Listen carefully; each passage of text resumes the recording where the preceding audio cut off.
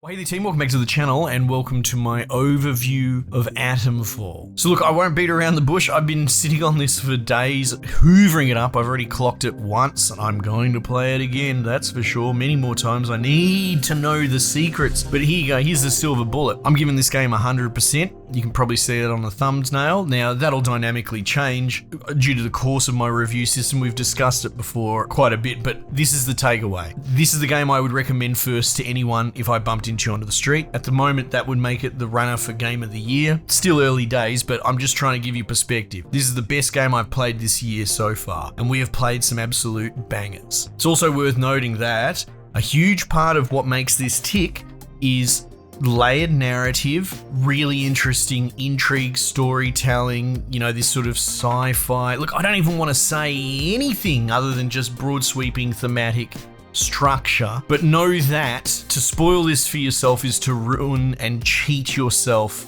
out of a great experience. This will be a game that will be remembered and heralded as games that I wish I could experience for the first time again, reminding me of stuff like the Outer Wilds. Like, it's not the Outer Wilds, it's very different, but you hear people say that sort of thing and you know, melancholically remember their first time. So maybe that's enough. Sight unseen, stop the video, buy this game, play it, go in blind. You will not regret it, you will have a blast. However, for most of you, that's not enough, you're gonna keep watching, so let's discuss. I believe the developers asked not to show more than the first couple of hours of gameplay. I'm okay with that actually, that's kind of what I do anyway. But like, you know, they know, and I just be careful out there in the wild, right? Not everyone's gonna play ball and clickbait sells. But know this, here's your setup. You wake up in this bunker, you're amnesiac, you don't know what's going on. Some random scientist comes in, bleeding out a hole in his guts. He doesn't know what you're doing there, but as a sort of deathbed request, he gives you a key card. He says, find the interchange and escape and get out.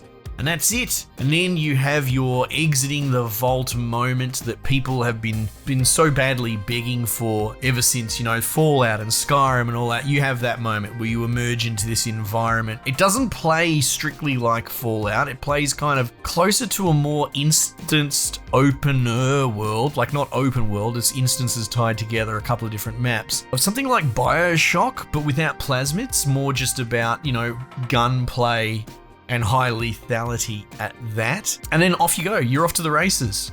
Explore, pick a direction, go for it. There are no quest markers. And it's so incredibly refreshing seeing this. You'll talk to people, they'll give you things called leads. You can pin a lead to your screen, but all that really gives you is just a little dot point sentence summary of what it is that you're sort of trying to fumble through.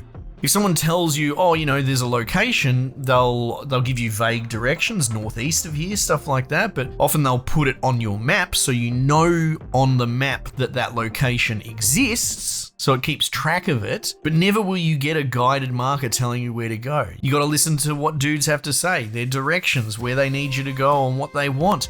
It's all multi-layered, it overlaps, like it is still a big world. I clocked it in 14 hours, and there's still so much I barely looked at. One of the regions I barely stepped into, there's this whole druid thing, and I'm not even going to talk about it, right? But I just watched the trailers then, after I finished it. They feature kind of heavily in a lot of the marketing material. I had almost nothing to do with them, and I clocked the game. And I'm curious, I want to go back and find out more what's going on there. So it's one of those games, right? People were saying it's British Fallout. It's much closer to Fallout New Vegas, at least in that construction of quest giving and world exploration and narrative unfolding with multiple threads, lots of different factions with their own agendas, you know, like there's this sort of occupying military. I don't think it's too much to say that this is sort of set in the 50s straddling the 60s. There's a Wyndham power plant, which might have been a real thing, but they're using it for like a jumping off point for their world fiction here. But there's been a disaster. There's a scientific organization involved. There's this sort of exclusion zone being set up like a impenetrable field. And it reminds me of Encased, actually, which is a great little game. And it seems that people can only go in, but they can't go back out, perhaps. So they're trapped. Everyone's trying to find a way out. but they all want to do it on their terms. You know, the military is kind of an occupying force, but it's a civil situation. You know, it's Britain's overseeing the British, so like that creates all sorts of problems. You got the disgruntled villagers. You know, like I said, the scientists. I don't want to talk much more than that. That's enough. That gives you an idea that it is a layered cake of this miniature timeline that's played out over like 5 to 10 years, and there are people that have been in there going through it, and they've got stories to tell. It's one of those games that you thought were dead, that you thought the industry stopped making. You can kill any NPC, and I've tested it. I've killed high-ranking dudes at the top of the food chain, and it bricks entire quest lines. Not to matter, there's other stuff to do. When I really knew that this was going on the top of my list is when I had 2 NPCs I'd been working with separately, totally unconnected, at least in my experience. Some, bubbly scientist chick trying to help me break into a vault, working with her, doing missions, and some other Russian dude, he was in prison, broke out, he was living in a basement trying to build like a ham radio thing. I helped him. He was a bit shifty, shady. Next time I come back to Bubbly Scientist Chick, that dude's dead on the ground. She's laid him out. She's like, I don't know who this guy is, but I killed him because he came at me. Now, as much as I like this chick, I don't really trust her or her explanation. But how good is this? I thought this sort of gaming was dead. How refreshing. So I don't know what's going on there, and that dude's quest's ended. So who knows? And there's a supernatural component to it. Are there creepy crawlies or monsters buried deep down underground? Who knows? I'm not telling you. The game is very clever and slow burn at carrot on a stick. In many ways, it's building against the stereotypical, just feed people stimulation packages and battle passes. This game respects you and that you will be engaged and hooked by intrigue. And this is the sort of thing I got up at 6 o'clock this morning, just bouncing off the walls, wanting to play more of it and clock through it. So yeah, I think it's pretty safe to say I think this game is excellent and a must play. Again, it's one of those things, because of the spoiler nature of just everything about it, all the characters, everything, all the moving parts, all I can tell you is that it's excellent, that I've only scratched my chunk of it. I want to play through it again, go with different factions and people and just see where it goes. Honestly, my ending was a little bit more self-determined, to be honest. I kind of did my own thing. I played with all the other factions and did some of their quests to a certain point and all that, but once they started going out of my way or potentially clashing against my interests, I know I'm talking so broadly here, I kind of was like, no, I think I'll just go explore on my own, or I'll push this agenda. And when can you say you've ever done that in gaming? Ever? You're not. We've been conditioned to be just consumers on these production line.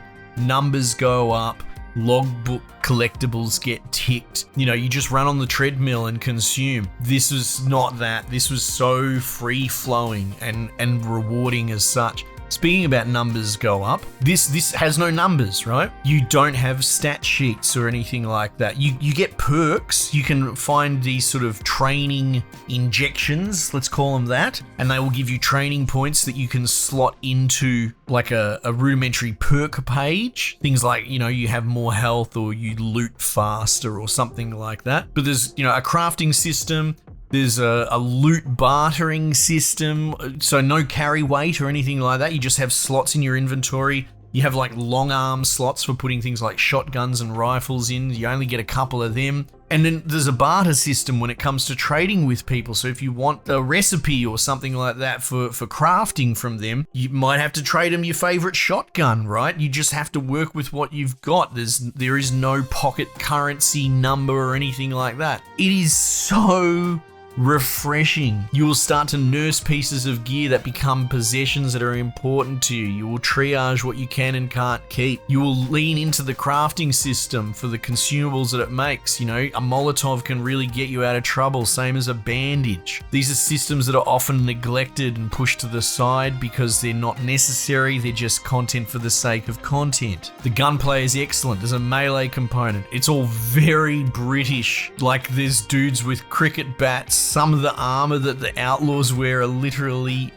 batting at the pitch pads for your legs. It's wild to see this in a game. Americans won't know what it is. So you can go melee, you can go gunplay, you will come up against enemies that will punish you either way. The voice acting is phenomenal. And it's all British, we've got some Welsh in there, that sort of thing, but it's all the British isms. If all your real touchstone is for the British countryside is something like Hot Fuzz, that's all you're going to see here, at least from the sort of villager perspective. But even things like 28 Days Later, third act military comes in. I get big vibes from that as well. They're all rolling around the 60s army woolly pulleys and that. Well, I guess it's not strictly 60s. I had a woolly pulley when I was in service. And it's all well written, like the captain running the military as an example, very stiff upper lip. You will have an absolute field day with this character. He's as British and put out by the whole situation, and I can't believe these people are rebelling, we're here to help. But he is sympathetic after his own fashion, trying to grasp and control the situation. He's not necessarily trying to be some iron fist that just punishes people unfairly. He recognizes that they're British people. That said, there's a lot of the villagers don't see it that way. They see soldiers in their pub. That's full stop. This game is excellent. And for the most part, you as a character, like I said, you're amnesiac. You're a window. You're the Jerry Seinfeld through which the player sees the game. There's no feelings or trauma or backstory or any of that sort of bullshit, which again, we have kind of been gaslit into thinking that's what modern writing is and what clarifies the standard. No, your character is a blank slate and pretty much remains that way throughout. It's about your interactions, the intrigue, people's motivations and how they overlap and get in front of each other, and how you have to choose which way you're going to go, sometimes violently if needs. It's just truly engaging and really well created and written, and it boggles my mind, right? Because this is Rebellion. Rebellion, who makes Sniper Elite games. People sort of poo-pooed Sniper Elite Resistance this year. I enjoyed it because it was kind of my first one, but it's being bandied about that it was a bit of a half-measure asset flip, which, fair enough, I defer to bigger minds. But Rebellion kind of stays in their lane. They did Evil Genius years ago, and occasionally they'll do things like Zombie Army or Strange Brigade, but for the most part, that's all sort of Sniper Elite-ish. So they took their internal engine that's designed strictly for slow motion testicle x-ray shots and said, bugger it, we're going to just revive the genre that's most wanted and probably most dead and we thought had been bred out of the industry creatively. And these dudes not only just come in and have a good go at it, but they fucking smash it out of the park first go. It's incredible. On that, with their engine as well, I will say, not to just simp and carry water, you could probably call the graphics of this last gen. That's probably how it feels, or at least indie. This is an expensive game. It's the high-end price of AA, but this isn't the AAA bombast that we've come to expect. A lot of games recently, I've been talking about the weather and the dynamism in it. Things like Assassin's Creed Shadows, no matter what you think, it's still a beautiful game. Same as things like Monster Hunter Wilds. This isn't in that same league. However, the world design, the aesthetic, so original. Rolling sheepfolds against these sort of 60s automaton type military troopers. It's just incredibly well realized, but it's always going to be the bright sun middle of the day. There's no night cycle or dynamic anything, and the graphics do feel a little bit more Skyrim than they do 2025 AAA. But as much as I make that statement, it is to me in no way a negative, and I really hope that this game pops off.